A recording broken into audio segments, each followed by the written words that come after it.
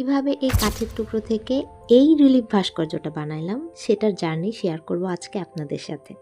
প্রথমে চলে গিয়েছিলাম সমিলে একটা মেহগনি গাছের গুঁড়ি কিনতে। আমাদের এই কোর্সগুলো আসলে সবাই একটু অদ্ভুতভাবে আমাদের দিকে তাকিয়ে থাকে যখন আমরা সমিলে যাই বা পাটালি কিনতে যাই। সমিলে যখন কাঠটা একটু আমাদের সুবিধা মতো শেপে কেটে নিতে চাই তখন অনেক ঝামেলা পোহাইতে হয়।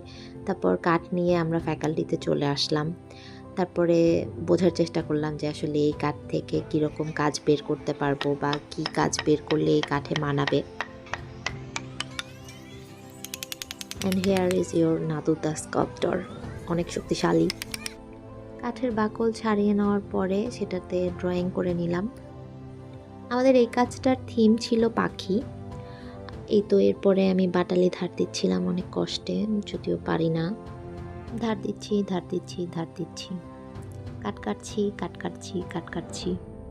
এই দিন কী জানি কারণে আমার মারাত্মক মুড অফ ছিল, অনেক মুড নিয়ে কাজ করছিলাম। তারপরে এই তো একটু একটু কাজ বের হওয়া শুরু হয়েছে।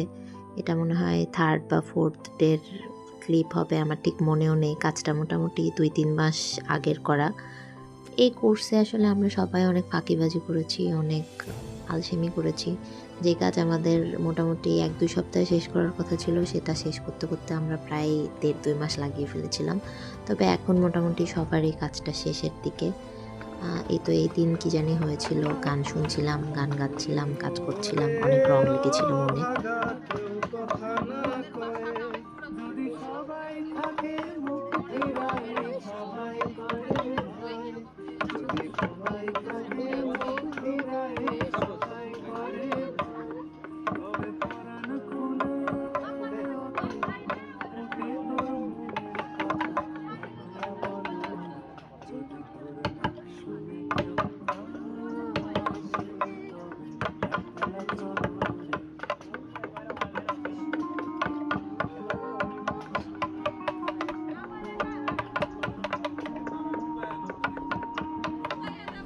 গানের মিউজিক, আমার বেসুরো গলা আর কাঠের টুকটুক মিলিয়ে একাকার অবস্থা।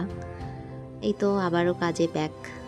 কী যে কাজ করছিলাম, কাজই বের হচ্ছিল না। এরপরে আবার রোজা শুরু হয়ে গিয়েছিল।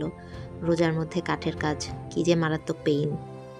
এটা মেবি 2 বা 3 মার্চের কথা। আমি কাজ বের করতে পারছিলাম না একেবারেই। তারপর মনে হলো ঠিক আছে, গ্রাইন্ডার দিয়ে কাজটা একদম ঘষে ফেলি। ঘষার পরে বাকি যা ফিনিশিং বা ড্রয়িং ধরবো। তারপর আমি একদম বাহুবলী দ্য বডি বিল্ডার হয়ে গ্রাইন্ডার নিয়ে কাঠ ঘষছি। রোজা ছিলাম, প্লাস কাঠ